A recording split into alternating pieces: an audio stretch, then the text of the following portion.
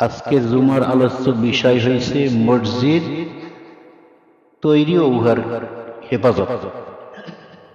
মসজিদ তৈরি ও উহার হেফাজত খেদমত। মসজিদ তৈরি করা নফল, মসজিদ তৈরি করা কি, মসজিদ নির্মাণ করা কি নফল ইবাদত, নফল ফরজ না। কিন্তু এইটার খেদমত মানে এইটার যত মাল সামানা ধন সম্পদ আছে এইটা রক্ষা করা ওয়াজিব। মসজিদ নির্মাণ করা নফল কাজ, কিন্তু এইটার হেফাজত করা, এটার মাল সামা যাহা কিছু আছে মানুষের অনিষ্ট থেকে, মানুষের ক্ষতিকর থেকে এগুলি দেখাশোনা করা হয়েছে ওয়াজিব। এখন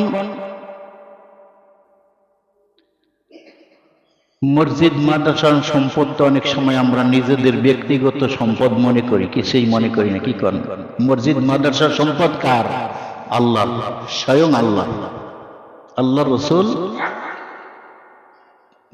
মাসাজিদুল্লাহ আল্লাহর ঘর, এবং আল্লাহর ঘরের যাহা কিছু এটা আল্লাহর সম্পদ। মসজিদ মাদ্রাসায় তো দেয় কি? আল্লাহর রাস্তায় দেয়। কি করেন?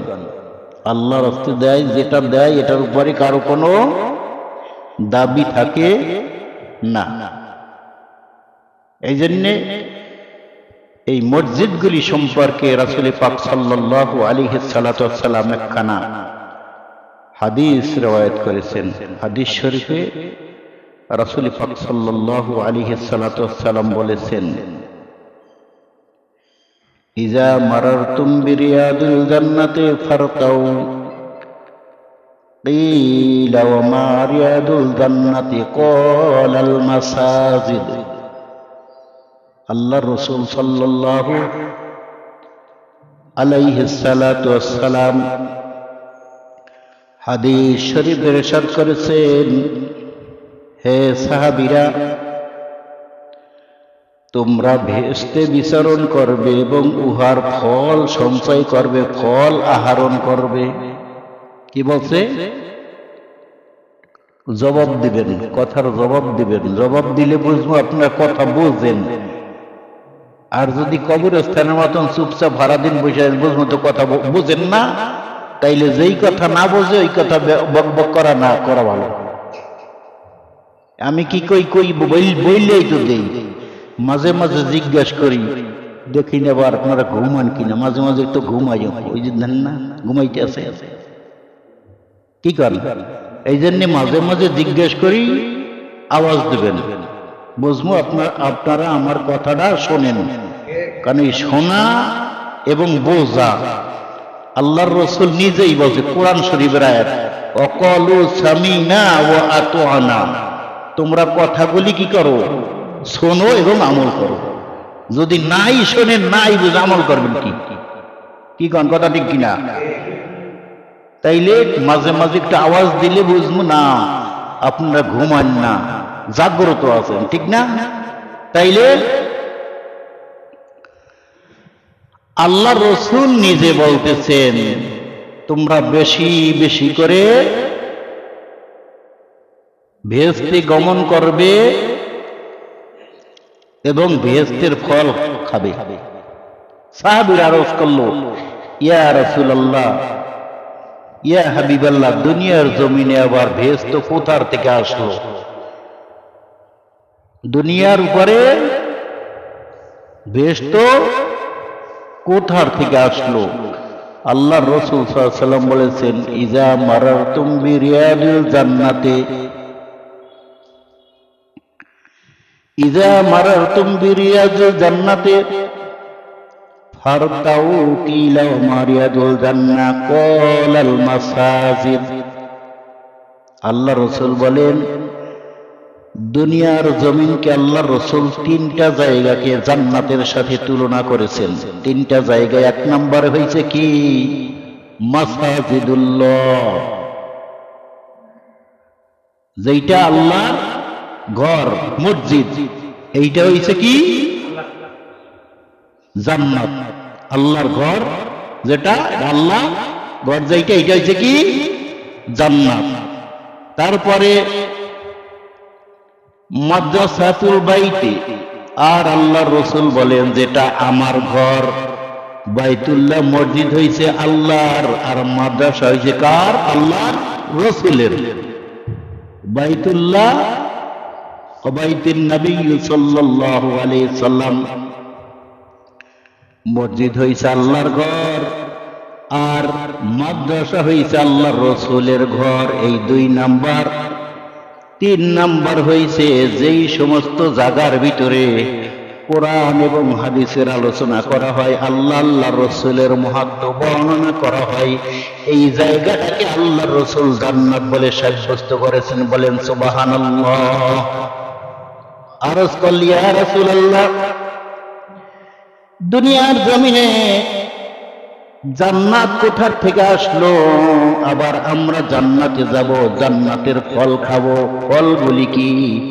আল্লাহ রাসূল বলেছেন, যখন তোমরা ওয়াজের ময়দানে যাবে, মসজিদে যাবে, মাদ্রাসায় যাবে, তখন তোমরা এই জায়গায় বসে ফাঁকে ফাঁকে মাঝে মাঝে সুবহানাল্লাহ, আলহামদুলিল্লাহ বলবে। এইটাই হইছে জান্নাতের ফল। বলেন সুবহানাল্লাহ। এইটাই কি জান্নাতের ফল। তাই রাসূল পাক সাল্লাল্লাহু আলাইহি সাল্লাম বলেছেন, তোমরা বেশি বেশি বেহেশতের মধ্যে গমন করবে। তাইলে এখন বেশি বেশি বেহেশতের মধ্যে গমন করতে বলছে কে? আল্লাহর রাসূল নিজে বলছেন। তাইলে যত বেশি যে যেখানে যায় সেখানে তার কি মহব্বত বেশি বাড়ে। কি কন?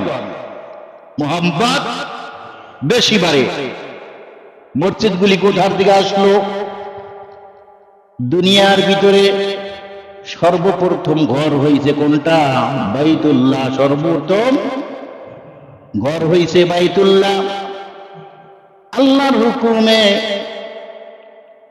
যখন বাইতুল্লাহ আল্লাহ রাব্বুল আলামিন নির্মাণ করতে বললেন, জিবরাইলকে বিভিন্ন জায়গার থেকে পাথর এনে বাইতুল্লাহ ঘরখানা নির্মাণ করলেন। এই বাইতুল্লাহ ঘর নির্মাণ করার পরে কিছু পাথর বেশি হয়ে গিয়েছে। এই বাইতুল্লাহর ঘরের ভিতরে জান্নাতি পাথর রয়েছে। বলেন সুবহানাল্লাহ। কিছু পাথর বেশি রয়েছে। আল্লাহ রাব্বুল আলামিন জিবরাইলকে বললেন, জিবরাইল, পাথরটাকে চূর্ণ বিচূর্ণ করে দাও। জিবরাইল আলাইহিস সালাতু ওয়াস সালাম পাথরটা ভেঙে চুরমার করে দিলেন। ধুলার মতো হয়ে গেল, পাথরের কণিকার মতো হয়ে গেল। অতঃপর জিবরাইল বললেন, আল্লাহ গো, পাথরটা তো চূর্ণ বিচূর্ণ করে দেওয়া হলো, এখন আমি এই পাথরের চূর্ণগুলিকে কি করব? এবার আল্লাহ রাব্বুল আলামিন জিবরাইলকে বললেন, এ জিবরাইল, তোমার পাখার ঝাপটা দিয়ে এমন জোরে পাথরগুলির উপরে আঘাত করো, এই পাথরগুলি দুনিয়ার বিভিন্ন প্রান্তে যেখানে যে টুকরা পড়বে, কিয়ামত পর্যন্ত, কিয়ামতের আগ পর্যন্ত ওইখানে একটা মসজিদ হবেই। বলেন সুবহানাল্লাহ। যদি প্রশান্ত আটলান্টিক মহাসাগরের ভিতরে একটা পাথরের অংশ পড়ে, কিয়ামতের আগে হইল এইখানে আল্লাহ একটা মসজিদ নির্মাণ করবেন। কি কোন কথা ঠিক কিনা? কিয়ামত যখন আরম্ভ হয়ে যাবে, ইসরাফিল আলাইহিস সালাতু ওয়াস সালাম যখন ফু দেবেন, তাম দুনিয়ার পাহাড় পর্বত আসমান জমিন একাকার হয়ে যাবে, ধূলিসাৎ হয়ে যাবে। পাহাড়গুলো রেলগাড়ির মতো চলা শুরু করবে, একটার সঙ্গে আর একটা ধাক্কা লেগে চৌচির হয়ে যাবে, ভেঙ্গে চুরমার হয়ে যাবে। তাম দুনিয়া খান খান হয়ে যাবে, ধুলার মতো উড়তে থাকবে। তখন কিন্তু এই 3টা জায়গা ধ্বংস হবে না। 3টা জায়গা কি মনে আসেনি? 3টা জায়গা কি? 1 নাম্বার হইছে কিতা? বাইতুল্লাহ, আল্লাহর ঘর। বাইতুন নবী সাল্লাল্লাহু আলাইহি সাল্লাম আল্লাহর রাসূলের ঘর মানে মাদ্রাসা। আর যে স্থানে কোরআন হাদিসের আলোচনা করা হইতো, কোরআনের বরত্ব মহত্ব বর্ণনা করা হইতো, এই জায়গাগুলি ততক্ষণ পর্যন্ত ধ্বংস হবে না। আল্লাহ রাব্বুল আলামিন জিজ্ঞাসা করবেন, এই বাইতুল্লাহ রে, ও মাদ্রাসাতুন নবী সাল্লাল্লাহু আলাইহি সাল্লাম, আমার নবীর ঘর, দুনিয়ার সত্য ধ্বংস হয়ে গেল, ব্যাপারটা কি? তোমরা ধ্বংস হইতেছ না, কারণটা কি? এবার আল্লাহ রাব্বুল আলামিন যখন এই জবাব চাইলেন, তখন এই জায়গাগুলি আল্লাহর কাছে অনুনয় বিনয় করবে, আল্লাহ গো, তুমি যখন প্রশ্ন করেছো, জবাব দেওয়ার মতন ক্ষমতা আমাদেরকে দান করো। আল্লাহ রাব্বুল আলামিন বলবেন, যা, তোমাদেরকে আমি জবাব দেওয়ার ক্ষমতা দিলাম। সঙ্গে সঙ্গে এই মাদ্রাসা যেখানে যত জমিন আছে সবাই আল্লাহর কাছে বর্ণনা করতে থাকবে, আল্লাহ, আমরা ধ্বংস ততক্ষণ পর্যন্ত হবে না যেই মানুষগুলা নিয়মিত আমার এই ঘরের, আপনার এই ঘরের ভিতরে আসতো, 5 ওয়াক্ত নামাজ জামাতের সহিত, তো যেই মানুষগুলা মাদ্রাসায় পড়তো, ঠিক মতো তোমার আসমানি ইলম অর্জন করতো, আর যেই মানুষগুলা ওয়াজের মাহফিলে বসে, বিভিন্ন জায়গায় বসে, কোরআন হাদিসের মজমায় বসে আলোচনা শুনতো, এই মানুষগুলা যতক্ষণ পর্যন্ত তুমি তোমার জান্নাতে না নিবা, ততক্ষণ পর্যন্ত আমরা এই 3টা জায়গা ধ্বংস হব না। বলেন সুবহানাল্লাহ। তাইলে কি বেশি বেশি মসজিদে আসা দরকার আছে কিনা? কি কন? বেশি বেশি মসজিদে দরকার আছে আসার। মসজিদ সাক্ষী দেবে। আব্দুল্লাহর বেটা ওমর, আব্দুল দলিলের বেটা আব্দুল খলিল, এইভাবে নাম ধরে ধরে বলবে, এরা আমার ভিতরে আসতো, শুধু আসতোই না, এরা আমাকে মোহাব্বত করত, বেশি বেশি মোহাব্বত করত। আল্লাহ তখন আল্লাহ রাব্বুল আলামিনকে যখন বলবেন, এই মসজিদ মাদ্রাসা এই সমস্ত মানুষগুলা আমাকে মোহাব্বত করত, সুতরাং যতক্ষণ পর্যন্ত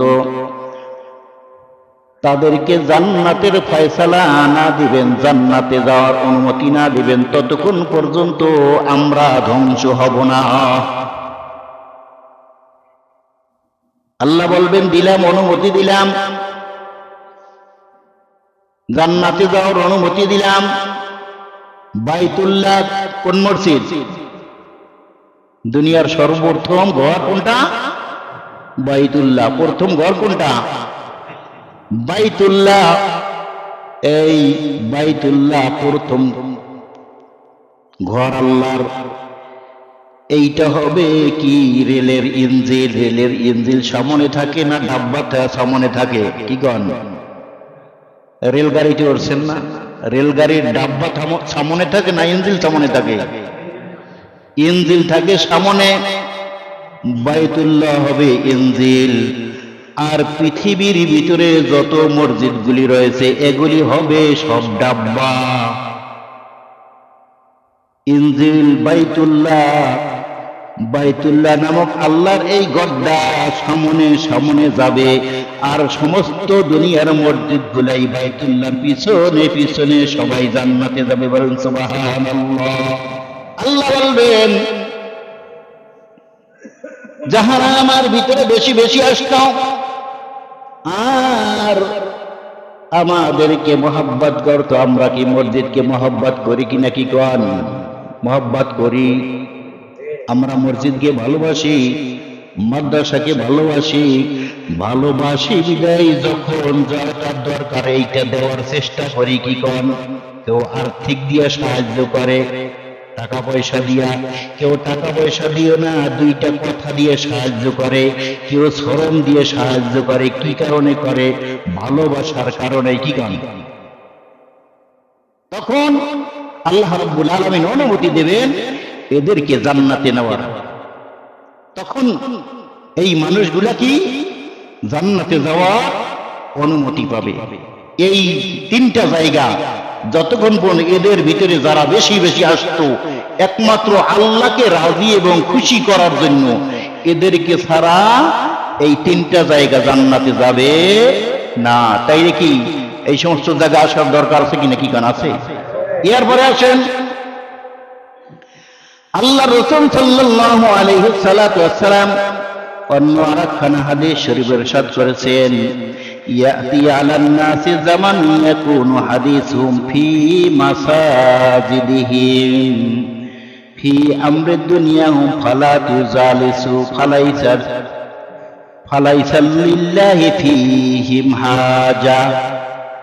আল্লাহ রাসূল সাল্লাল্লাহু আলাইহি সাল্লাম বলেন, এমন একটা সময় আসবে, এমন একটা সময় তোমাদের সামনে আসবে যখন দুনিয়ার বিভিন্ন মানুষগুলা মসজিদে বসিয়া গাল গল্প আরম্ভ করবে, হাসি তামসা আরম্ভ করবে, দুনিয়াবি ব্যবসা বাণিজ্য আরম্ভ করবে, দুনিয়ার আজে বাজে কথাগুলি মসজিদে বসে উচ্চ স্বরে আদায় করবে। আল্লাহ রাসূল সাল্লাল্লাহু আলাইহি সাল্লাম বলেন, ফালাইসা লিল্লাহি ফীহিম হাজা। হে আমার উম্মতেরা, সাবধান হয়ে যাও, সাবধান হয়ে যাও, ওই সমস্ত মানুষদের কাছে তোমরা কখনো বসবা না। সুতরাং ওই সমস্ত আমার বান্দা দিয়া আমার কোনো লাভ নাই, ফায়দা নাই। বলেন নাউজুবিল্লাহ। কি কান? তাইলে আমরা একজন আইসা গল্প শুরু করলে আশপাশে ভিড় জমায়ে গল্প শুরু করি। আল্লাহ রাসূল বলছেন, এরা আমার উম্মতের ভিতরে গণ্য নয়, এদের দ্বারা আমি নবীর কোনো প্রয়োজন নাই। যাই হোক, আল্লাহ রাব্বুল আলামিন আমাদেরকে এই তালিকা থেকে হেফাজতে থাকার তৌফিক দান করুক বলি আমিন।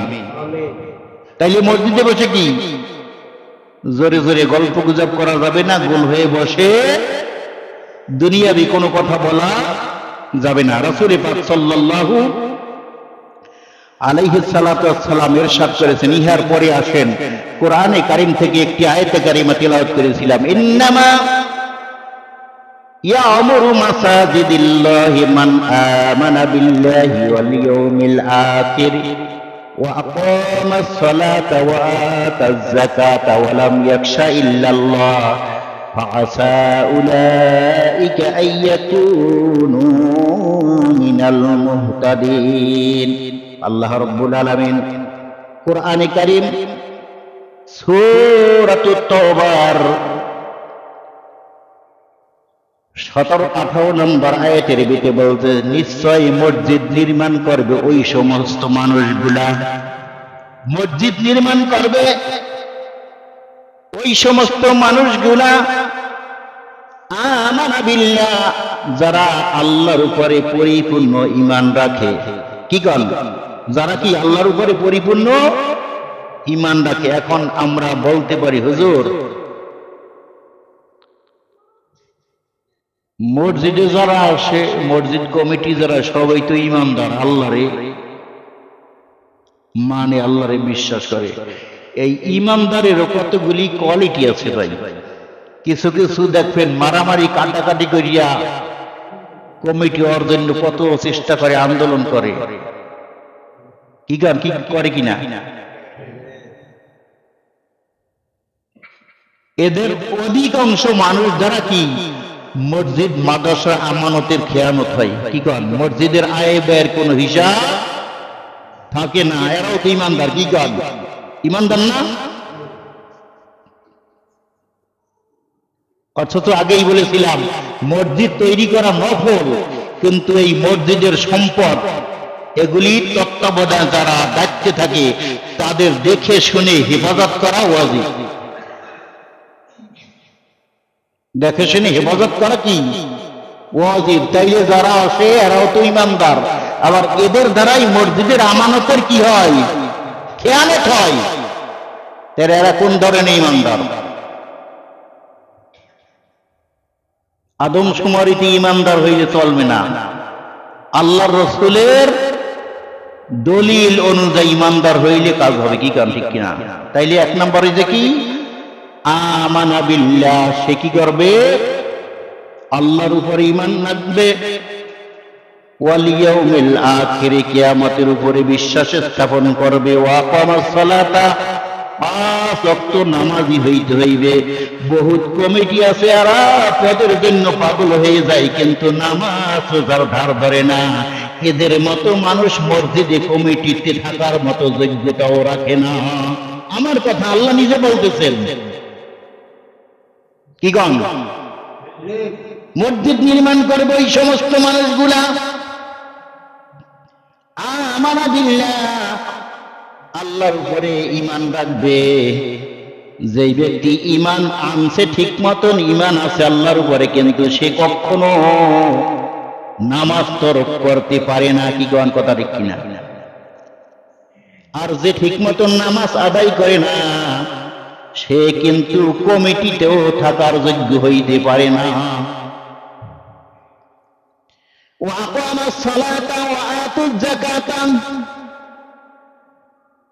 ঈমান আনবে আখিরাতের প্রতি, আল্লাহর প্রতি, আর কি করবে? ওয়া আকামাস সালাতা, তারপরে নামাজ আদায় করবে, ওয়া আতাজ যাকাত, আর যাকাত আদায় করবে, ওয়ালাম ইয়াখশা ইল্লাল্লাহ, সে একমাত্র আল্লাহকে ছাড়া আর কাউকে ভয় করবে না। কি কন? আমাদের দেশের ভিতরে এক শ্রেণী আল্লাহওয়ালা পয়দা হয়েছে। মাঝে মাঝে অনেকে কয়, তখন দুঃখ লাগে। এক শ্রেণী আল্লাহওয়ালা পয়দা হয়েছে, মানুষের উপরে অত্যাচার নির্যাতন করে, মানুষদের ধন সম্পদ জোরপূর্বক আত্মসাৎ করে, লুণ্ঠন করে, আবার বলে আমি আল্লাহকে ছাড়া কাউকে ভয় করি না। বলেন এইটা কি আল্লাহকে ভয় করলো না? এরা মুনাফিক। মানে কি? মানে যাদের সম্পদ দখল করা হয়, তারা যত বড় লোক হোক না কেন, কেস মামলা সে ভয় করে না। কোন দারোগা পুলিশ, মানে দারোগা পুলিশ আর মুঠের ভিতরে এই করে বলতেছে আল্লাহকে ভয় করে। আসলে কি সে আল্লাহকে ভয় করছে? আল্লাহকে যে ভয় করে সে কি অন্যের সম্পদ লুণ্ঠন করতে পারে, মানুষের অত্যাচার করতে পারে, কি করেন অন্যের হক নষ্ট করতে পারে? তাইলে এটা কি মুনাফিক? এটা কি মুনাফিক? ফাসা আইয়াকুনু উলাইকা হুমুল মুহতাদুন। আল্লাহ রাব্বুল আলামিন বলতেছেন, তোমরা যদি এই কাজগুলি করতে পারো, আল্লাহকে ভয় করে, অন্য কাউকে না, একমাত্র আল্লাহকে ভয় করে, ফাসা উলাইকা ইয়াকুনু মিনাল মুহতাদিন, তাহা হইলে তোমরা হেদায়েত প্রাপ্ত হবে এবং সফলতা অর্জন করতে পারবে। আর এইটার বাহিরে যদি হয়, তা হইলে আল্লাহ বলতেছেন এরা আসলে কিন্তু হেদায়েত প্রাপ্ত নয়। কি কোন কথা ঠিক নেই? যাই হোক, আজকের আলোচ্য বিষয় ছিল মসজিদ নির্মাণ উহার হেফাজত। এই কথাগুলির মধ্যে সংক্ষিপ্তভাবে কোরআন হাদিসের দলিল দিয়ে যতগুলি কয়টা কথা বলছি, এই কথাগুলির উপরে আমাদের সকলকে আমল করার তৌফিক দান করুক। আমিন। ওমা আলাইনাল বালাগ।